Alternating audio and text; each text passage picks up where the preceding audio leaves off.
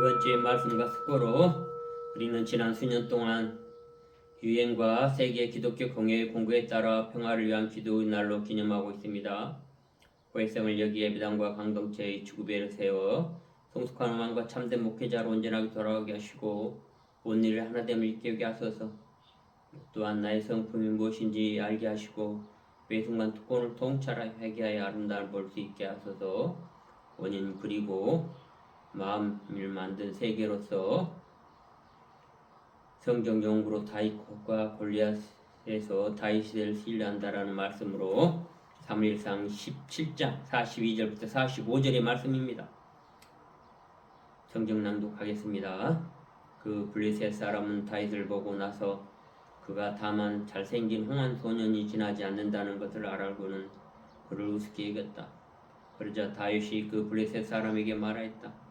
너는 칼을 차고 창을 메고 투창을 들고 나에게로 나왔으나 나는 내가 모욕하는 이스라엘 군대의 하나님 곧 만군의 주님의 이름으로 의지하고 너에게로 나왔다는 사무엘상 17장 42절 45절의 말씀입니다. 하나님을 믿는다고 하는 이들은 언제나 그 분이 도와주시고 지지하신다는 것을 알고 있습니다. 블레셋 군대는 이스라엘 백성들을 위협하고 있었고 절망적인 사안이었습니다. 40일 동안 아침 저녁 갑옷에 중무장을 한 거인 병사가 블레셋 무리 가운데에 나와서는 이스라엘 군사들을 조롱하면서 일대일로 말붙을 자가 있으면 나오라고 하였습니다. 이스라엘군 군사 중 아무도 이러한 뛰어난 역할을 맡고자 한 자가 없었습니다. 결국 그를 상대한 자는 싸움 경험이 없었던 다윗이었습니다. 블레셋 진에서 가드 사람 골리앗이라는 장수가 싸움을 걸었고 나섰다. 그는 키가 6규빗하고도 한 뼘이나 더 되었다. 다윗은 말을 계속하였다. 사자의 발톱이나 곰의 발톱에서 저를 살려주신 주님께서 저 블레셋 사람의 손에서 틀림없이 저를 살려주실 것입니다. 그제서야 사울이 다윗에게 허락하였다. 그렇다면 나가서도 좋다. 주님께서 너와 함께 계시길 바란다는 사무엘상 17장 4절부터 37절의 말씀을 축약해서 낭독했습니다. 우리도 하나님을 신뢰하였다. 그는 하나님을 신뢰하였고 앞으로 나아갈 용기를 가지고 있습니다. 골리앗을 상대로 싸운 다윗의 이야기는 우리를 비폭력과 비잔인성으로 인도하십니다. 우리에게 주신 하나님의 은혜와 우리의 마음 안에 그러한 은혜가 간직되게 하여 줍니다. 하나님에 대한 우리의 믿음과 신뢰를 가진 자신의 이야기를 할 수 있게 해줍니다. 이 사무엘상 17장 말씀의 배경의 성결 구절은 이스라엘인이 다윗과 블레셋인 골리앗의 전투에 관한 내부 중의 일부입니다. 다윗은 선지자 사무엘로부터 왕으로 기름 부음 받습니다. 다윗은 이세의 막내 아들로서 양측으로 씌워졌습니다. 그래서 이세가 사람을 보내어 막내 아들을 데려왔다. 그는 눈이 아름답고 외모도 준수한 홍안의 소년이었다. 주님께서 말씀하셨다. 바로 이 사람이다. 어서 그에게 기름을 부어라. 13절에 사무엘이 기름을 담긴 뿔병을 들고 그의 형들이 둘러싼 가운데 다윗에게 기름을 부었다.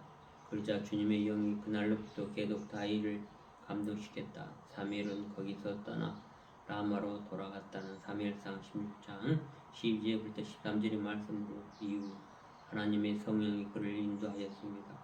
아름다운 노래를 연주할 수 있는 수단인 성령이 친히 우리 영으로 더불어 우리가 하나님의 자녀인 것을 증거하시리나니 로마서 8장 16절의 말씀으로 또한 한기를 느끼고 괴로워하는 주님께 외치는데 살다 보면 인간의 한계와 무능력함을 통렬하게 느낄 때가 있을 때 우리는 울부짖습니다. 예를 들면 고통과 죽음이나 심각한 병에 직면했을 때입니다. 언제와의 대결에서도 마찬가지로 우리의 한계에 봉착하고 힘이 약함을 느끼게 되는데 이때 우리는 주님의 뜻과는 다른 것들을 생각하게 되고 말하게 되며 행하게 됩니다. 외침은 감정이 소리를 표출하려고 애쓰는 것과 연관이 있습니다.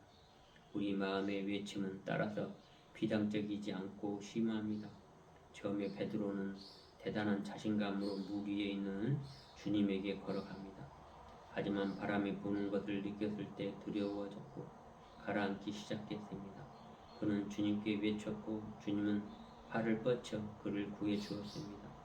아름다운 노래를 연주할 수 있는 수단이 여기에 바람을 보고 무서워 빠져가는지라 소리질러 가로되 주여 나를 구원하소서 하니 마태복음 14장 30절의 말씀입니다. 마음을 열고 더 깊이 듣고 함께 나누어 방향정에 나아가 명리하게 보도록 합시다. 이 생명 견제의 흐름에 순종하고 충만하게 이루어진다는 것을 알아차립니다.